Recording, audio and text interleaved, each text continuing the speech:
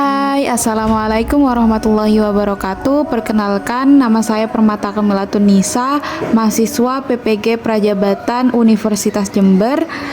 Di sini saya akan menjelaskan tentang kampanye praktik baik penerapan scaffolding pada zone proximal development untuk memenuhi tugas akhir mata kuliah perspektif sosiokultural dalam pendidikan Indonesia.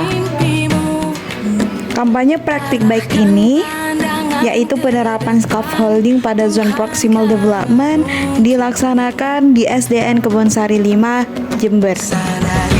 Sebelum kita membahas tentang scaffolding, ada baiknya kita mengenal dulu apa itu zone of proximal development.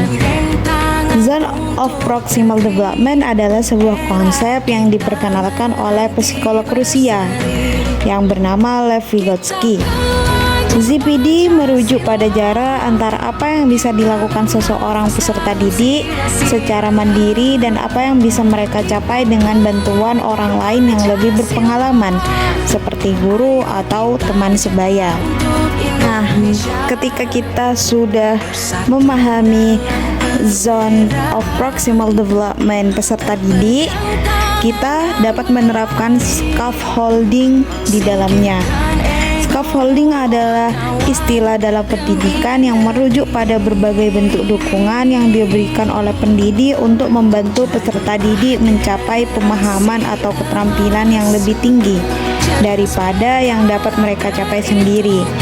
Konsep ini diambil dari analogi perancah atau scaffold yang digunakan dalam konstruksi bangunan yang membantu pekerja mencapai bagian yang lebih tinggi dari sebuah struktur.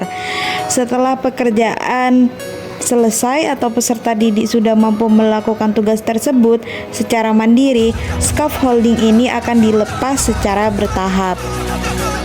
Setelah kita memahami zone of proximal development dan scaffolding, di sini kita akan menerapkan scaffolding pada zone of proximal development, yaitu dengan guru memberikan dukungan yang sesuai dengan kebutuhan peserta didik selama proses belajar.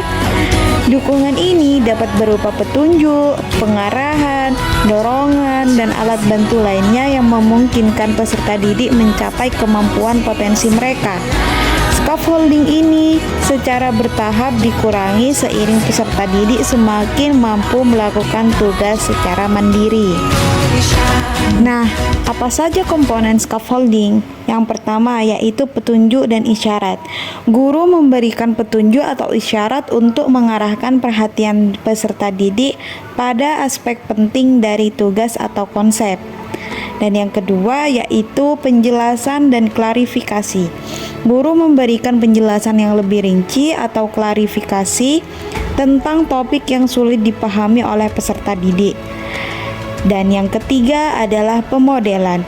Guru menunjukkan cara melakukan sesuatu tugas atau memecahkan masalah sebelum meminta peserta didik melakukannya sendiri.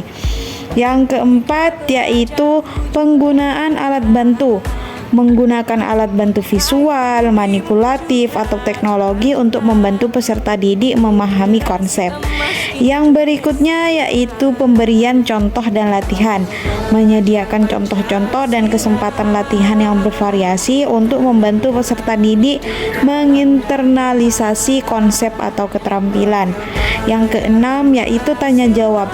Mengajukan pertanyaan terbuka untuk mendorong pemikiran kritis dan pemahaman yang lebih mendalam. Yang berikutnya yaitu umpan balik. Ini adalah yang terakhir. Memberikan umpan balik yang spesifik dan konstruktif untuk membantu peserta didik mengetahui apa yang mereka lakukan dengan benar dan apa yang perlu diperbaiki. Semuanya adalah komponen-komponen penting yang ada dalam scaffolding. Untuk melaksanakan scaffolding atau menerapkan scaffolding, berikut adalah langkah-langkah yang perlu guru laksanakan. Yang pertama yaitu identifikasi zone of proximal development peserta didik. menentukan apa yang sudah bisa dilakukan peserta didik sendiri dan apa yang mereka butuhkan bantuan untuk mencapainya. Yang kedua yaitu merencanakan dukungan. Merencanakan jenis dukungan yang sesuai dengan kebutuhan dan kemampuan peserta didik.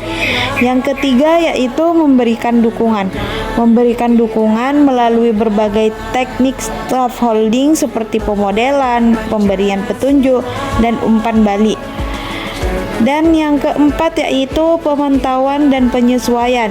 Memantau perkembangan peserta didik dan menyesuaikan tingkat dukungan sesuai dengan kebutuhan mereka. Yang kelima yaitu pengurangan dukungan secara bertahap. Mengurangi dukungan secara bertahap seiring dengan meningkatnya kemampuan dan kepercayaan diri peserta didik dalam melakukan tugas sesuai dengan apa yang mereka bisa atau secara mandiri.